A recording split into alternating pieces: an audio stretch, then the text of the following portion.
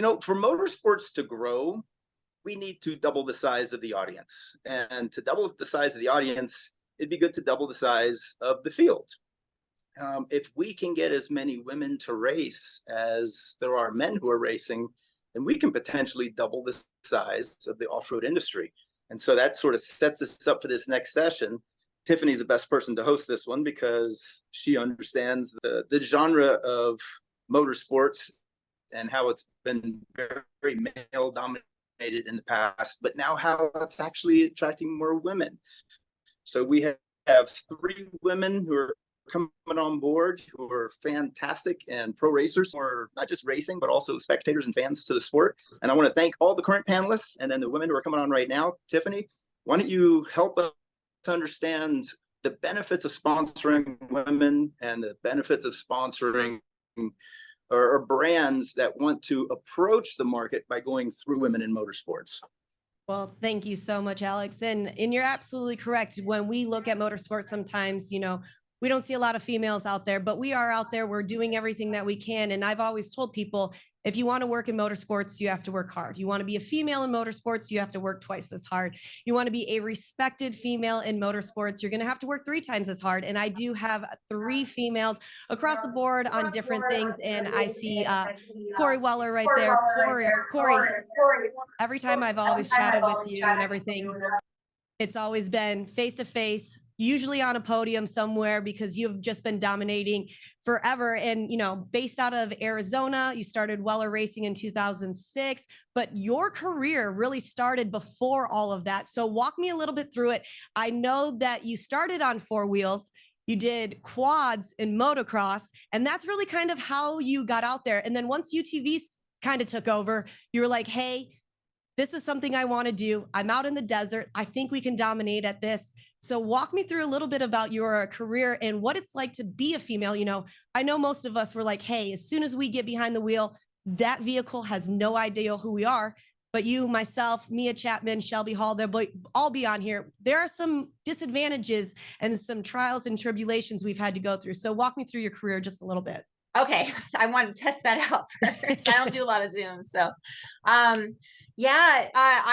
did start off racing motocross, and just on a whim. I was 29 when I started racing, and I hadn't ridden anything ever either. So I was going by myself out there. So I thought, well, the safest place to go for me is probably to a track somewhere where if something happens to me, I wreck or something, I have people there to help me. So that's kind of how I wound up at the track in the first place. And I loved it. Like right from the start, I loved that adrenaline rush. I loved not having a clue what I was doing, but it was so exciting. And, just being in the dirt and having all the power, and it was amazing. So, I just started racing kind of right out of the gate. And, I learned to ride while I learned to race. So it was really cool. Yeah. And then, we did that. I met my husband at the racetrack, at second quad race too, I think. And, we hit it off from there, and we're friends for a long time before we ever got together. And then, short course racing came along, and, now we have an opportunity to race with a cage, because we've seen a lot of our friends get hurt. Motocross is not a safe sport, so to speak. There's a lot of dangers with that. And, we wanted to kind of do the same thing, but in a safer way. So short course is basically racing motocross in a safer way. So just took to that like crazy, because it was all the excitement and all the fun of motocross. But again, you have a cage now, so when you hit the ground, it's not quite as painful. So yeah, it was very cool. And then the whole UTV thing just took off, obviously. and talking about that, your first short course race, 2007, you're out there, you're still learning, you're trying to do everything, starting in 2001 with motocross. You've had a few years under your belt to really kind of see what it was. How did you really get that first sponsorship as a female in a sport that was just really starting to come to its own? We see things now. We have 100+ racers in different classes racing things like the Cal 300, racing things like the Mint 400, the Lucas era, the Champ era, even the Core era back in the day. How do you see all of this? And how did you get that first sponsorship? I got my first sponsorship, and kind of what I tell people is, I basically had to max out all of my credit cards to race my first year in short course. And that was in core. That was in the super stock class. I raced with Luke Johnson, actually. But I didn't have sponsors. So I used all the money I could. I maxed out all my cards, and I just got myself out there. Because I think you have to invest in yourself before somebody else is going to invest in you. You have to show a presence somewhere before somebody even knows who you are. So I did that. And my first year racing core, I actually did get a couple sponsors. As I worked my way through the field, I think I got my first podium that year. I met some people in the industry. Had a suspension sponsor come on board. XMF was one of my first suspension sponsors, and HJC helmets walked up to me towards the end of that season and said, hey, we want to sponsor you with a helmet. Are you interested? And that's kind of how that all started. But you do need to invest in yourself a little bit, get yourself out there. You can't expect a company to sponsor you if they don't even know what you're about. I completely agree with you. I always tell everybody, if you're not going to believe in yourself, nobody else is going to be. You've got to be that biggest cheerleader, because if you don't believe, how is anybody ever going to believe in you? You got to put out there. Yeah. And, we have another person, Mia Chapman. Mia Chapman's here. And unlike your story, Mia started out super, super young. Welcome, Mia. Mia, you've been racing for the last 15 years. You just turned 21. So you have been in a vehicle of some sort for majority of your life, starting out with Mod Carts, and you created that show and you were on that show, Mod Kids. So tell me a little bit about your upbringing, because we just, had a chance to talk to Corey. She started when she was 29. You started when you were 6. What's the big difference there? Yeah, no, I started racing when I was 6, which is super young, and it's a little hard to remember quite everything that happened. But yeah, my dad came from racing dirt bikes and quads, just for fun. And so once they had me, my dad thought it'd be something cool to do with the family. And mom definitely said no to dirt bikes, a little too dangerous for her. So we found something called trophy carts at, I think it was a local car show. And so, I kind of piqued an interest in it a little bit, and my dad bought me one, and it showed up at the house the following Christmas. And so that's just kind of where it started. We started going out to the sand dunes to get, me comfortable in the car, to see if I even liked it, and got comfortable in it, ended up loving it. And so he entered me in my first race. And back then, it wasn't as expensive as it is now to race, especially with the series I was doing. So that's something we started doing on our own at first. And for the first year, that's kind of what we did. And then I believe going into my second year, I want to say, I got my first championship. And that's really when it lit the fire under me. And that's when I was like, this is really what I want to do. Like, this is awesome. Well, and so we buckled. Yeah, no. And going about that, sorry to cut you off, but talking about getting that first win, I've always said, getting that first win, it breeds confidence. And it gave you the confidence to become the first female to win, really, first female athlete on 4 wheels in the USA. You're wearing that Red Bull hat. We've seen you at the scrambles. I've seen you race. It's been amazing. When you were just in Alaska, you were out there. You were leading ahead of Seth Quintero, AJ Jones, and you had a broken axle and you had no idea, but yet you were still driving out there. And as soon as you came out and you took that Red Bull helmet off, people said, I cannot believe that's a female out there. But that also goes to show that once you get behind the wheel, they have no idea. And you went out there and drove. Talking about being a Red Bull athlete, how did that come about? How did you get that opportunity to showcase to Red Bull what you could do? Yeah, so Red Bull approached me when I was 15, and I believe I was still doing mod carts at the time. I was doing some training with one of their athletes, Ricky Johnson, and he was helping coach me, and because my car was a little bit on the older side, so he installed a front brake in it to help me kind of rotate the car. So he's helping me figure that out and stuff. And, at the time, Red Bull was looking for, a young female athlete. They didn't have very many of them, especially, in off-road on 4 wheels. And so, we got our first meeting set up, and I did that. And at the time, I was still a minor. So my dad, accompanied me to all of them. And so I had my first meeting. After that, I didn't hear anything after that, which was kind of heartbreaking, because I was like, man, I really wanted this to happen. But little did I know, behind the scenes, my dad was, talking back and forth with them, him and my mom. And so they, discussed the details, got it figured out on their side. And I think it was like a year later, maybe under a year, at a Crandon off-road race. I was there racing mod carts, and my dad, had mentioned, he's like, hey, you want to go to Bryce's pit, Bryce Menzies, to check out his new car he had. And, I had like a bad day in practice, and I was like, no, I don't really want to go. Like, I just want to get this figured out. And so he like convinced me to go over there. And so we go over there, was talking to Bryce a little bit. He was and still is someone I look up to very much. So that was a pretty cool moment. And then he asked if we want to go take a ride like on the racetrack, like in his new car. And I was like, absolutely. And so he went out on the track, took a ride, and he stopped on, I think it was like the front table. And like he was like, all right, let's get out, let's talk a little bit. And so like we got out of the car, all these cameras start walking up, and I'm like, what is going on? Like, what are they filming with him? And so like Bryce walked around to the back of his car, and he picked up like a helmet bag and was just holding it. And I was like, oh, cool. Like they're going to announce something, or, something like that. And so he like pulls it off and he hands me my helmet, and he's like, welcome to the family. Like, we're super happy to have you. And I was like, I thought he wanted me to hold his helmet. Like, it just didn't click in my head at the time that was going on. And then it finally clicked. Yeah. I was like, wow, I'm clueless over here. But yeah, it was so surreal. It was something that I had been working for like my whole career leading up to that. I put in a lot of hard work, a lot of effort on our side of things, kind of lead up to that point. And yeah, that's kind of where it started. Well, talking about that, Mia, you're one of the youngest Red Bull athletes, especially being a female.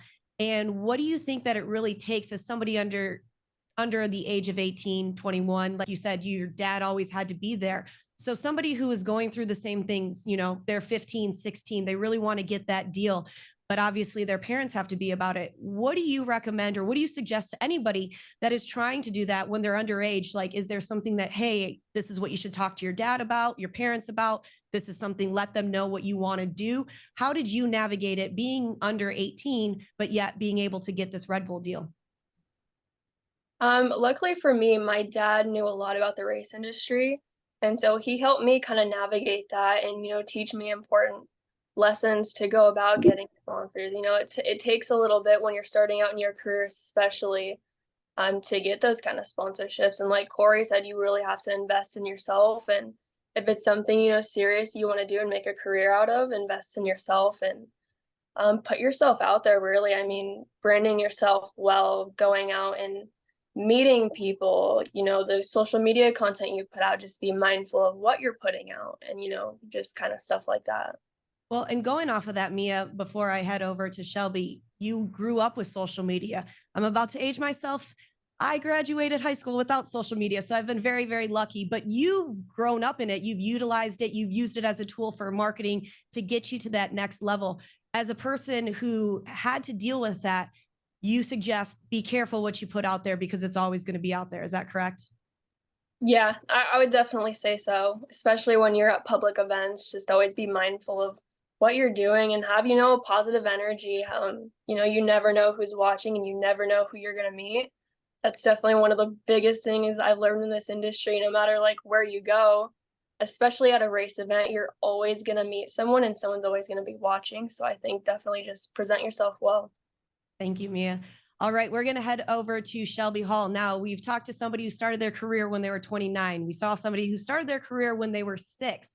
Now we're going to talk to Shelby Hall, who is a 3rd-generation off-road racer. And Shelby and I have had many, many times to talk. And if you know the last name Hall, of course, you know about her grandfather and off-road Hall of Famer, Rod Hall. So Rod Hall has done so much, Shelby, for this industry. I have goosebumps. You can't tell right now underneath my blazer, but the first time I met you, you were just Shelby to me. And I know that you, talking to tons of people, Rod was just your papa. That's who he was to you. You didn't realize how influential he was in this industry. So being a 3rd-generation person who has raced Baja 1000, a lot of desert racing, of course, an OG in the Rebel Rally, and now a part of Ford Performance on the Bronco side as an ambassador for them.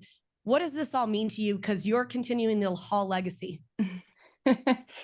You know, it's been a wild ride for sure. Growing up with a family, just being fully surrounded by a family in off-road, that was what we did. That was the regular, you know, it's hanging out in the desert, it's down in Baja, it's missing weddings, it's you know, missing all the regular life stuff because we're off-roading. And although that was instrumental in where I am today, you know, it also made things, there was a time when I was pretty like, what do I do? When my grandfather retired from racing, and that was who I primarily raced with for many years, I had to really learn how to build those relationships as Shelby Hall and really be able to utilize what my family had created, but to pave my own path so that people started to recognize and respect me not only as a female, but as that third generation, that I have something to offer more than just a last name. Well, and going off of that, we always look, and sometimes being a female, especially third generation, they're like, well, Shelby just got this because her grandfather's Rod. Shelby just had this, but you've proven yourself time and time again, winning your class at the Rebel Rally, having this Ford Bronco performance team. And now I know that we just spoke. Who is your newest sponsor that is a big one that you said you've been dealing with and you've been wanting to get for many, many years, and it finally came together? Who is that, and how did it finally come together for you? What did you have to do? So I am so excited to say that Jiffy Lube and Pennzoil have just come on board. And, you know, it's like these relationships do not happen overnight. And there is a lot of communicating, there is a lot of no's, there's a lot of having to keep pushing forward and believing in yourself and believing in what you have to offer. Because honestly, I mean, it's been over a year and a half that I first made an introduction with Pennzoil. And, you know, I felt like, oh, this is it, man. This was such a great, we were at the Indy 500 together, and it just felt like, you know, the connection was there. And then crickets. And you, just like Mia said, like, you have to just keep pushing forward. You have to be persistent.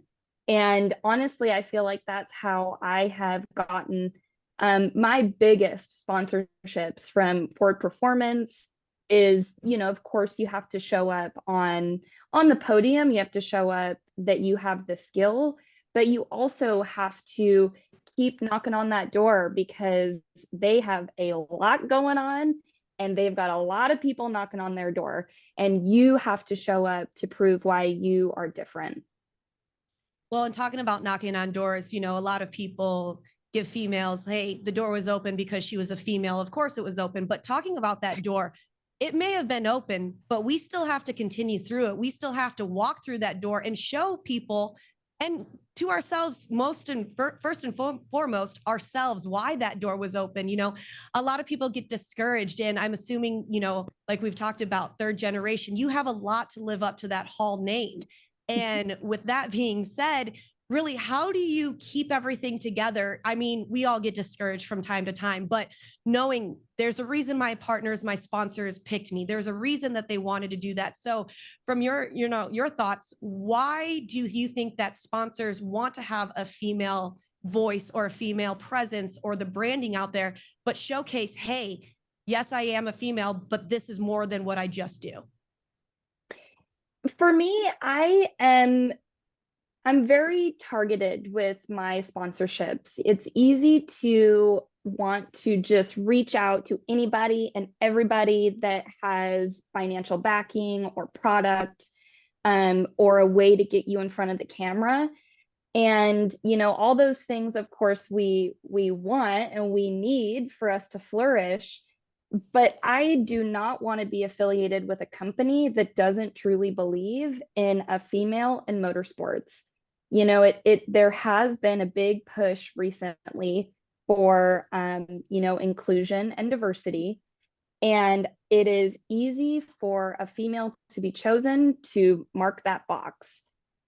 But that sucks as the athlete who just has the box marked, because we need just as much support, if not more, than a male athlete. Because like you said, man, we have to work twice as hard. Our mistakes are under a microscope. And, you know, we have to partner with companies who want to lift us up.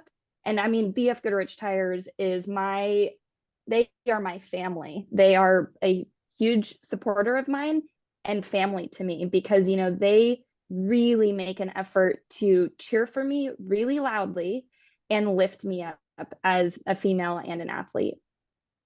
I agree with you. You know, BF Goodrich Tires is a big partner of mine as well. And I don't race, but I go wheeling. I do the lifestyle part.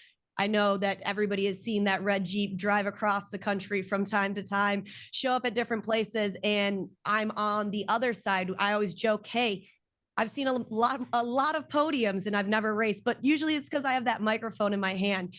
We're going to head back over to Corey Weller for a quick second. And Corey, talking about that, 3 amazing women within this panel, all different backgrounds, all different lifestyles, all different starting points. And as somebody like yourself, you said you started when you were 29.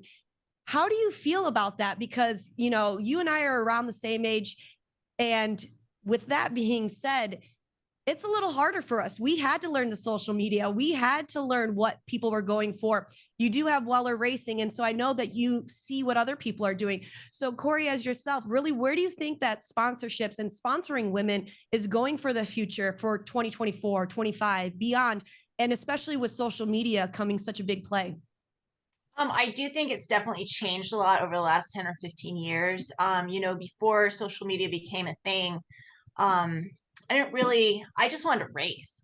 I just wanted to go fast and race and get dirt in my face. And I just had that drive to be on the track. I didn't really think beyond that at all.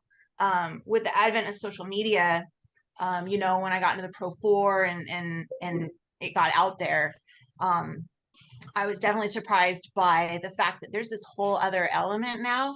You know, now there's girls looking at you, and anybody, you know, they're looking at you as a mentor, or, you know, they want to do what you do. And they are watching, like what Mia said, you know, you have to be very aware of what you're saying, what you're doing, and how you're presenting yourself. Because now, whether you want to be or not, you're probably a role model to somebody or multiple people. So yeah, it's made it easier, I feel, on the sponsorship side. You know, I'm in a unique position because we also do sponsor, as well as racing, we sponsor drivers. And I do go to social media when I look at someone, you know, for potential sponsorship. It is a big deal. Social media is such a huge way to get a brand name out in front of the masses. And that's super important. On the flip side of it, it's social media. So not growing up with it, I don't feel that I use it the best, because for me, it's such an effort for me. I'm everything I do is organic. The way I've gained my sponsors has just been organic. I don't use social media the way I should use it, because it's hard for me to do that. And I'm in awe of the women that can. You know, I still feel like I'm learning from everybody that I watch. But it does make it easier to put yourself out there. It makes it easier to show people who you are, what you're about, show companies what you can do. If you can have, you know, the numbers, obviously that's a big deal. But yeah, it's definitely, I don't want to say it's easier, because we still all have to go the track and do all the hard work. But I do think that it has helped a lot to be able to just get yourself in front of not only, you know, your fans and have those numbers, but also in front of the companies that they're watching. You're absolutely correct. And now moving over to Mia Chapman. Mia, you grew up with all of this. You had an entire film crew around you for a long time with the show that you were doing. So as somebody who is growing up in this generation and has grown up in this generation, where do you think social media is going to take us, especially for the female groups that, like, you know, like Shelby was saying, we're under microscopes. And like what you were saying, we're always watching this. And I know that for you 3 women, you do not push that female narrative. And I love that. And a lot of us that are in off-road and motorsports, we don't. But for you, you grew up in all of this. How do you navigate social media, and how do you feel being so young but such a big role model? Like, I've seen little girls come up to you at the scramble races and say, Mia, we love you. How do you navigate social media, sponsorship, and keeping it all together? Yeah, I think it's definitely more of a normal thing for me just because I started so young. And it was a big thing when I started, definitely not as big as it is now. And then, at 13, I started filming a TV show for the next 4 years. So it's pretty normal for me to be in front of a camera, and it can be a pain in the butt at times, especially when, I'm more of an introverted person. So it does take a little more for me to kind of think about what kind of social media content I want to put out there. But again, it's a very important thing, especially in today's world in the race industry, to put out that kind of content. Like Corey said, sponsors, that's one of the first things they go to and look at is your social media. So if you can grow that and just put out, I mean, it doesn't have to be staged content, like organic things of what you're doing every day. Like whether I'm out on the boat or riding the pit bikes or at the racetrack, just stuff like that you can put out there. But it can be a very positive thing that you can use to, help your career grow. Wonderful. Thank you so much, Mia. And moving over to Shelby. Shelby, we've got a few more moments, and same question for you.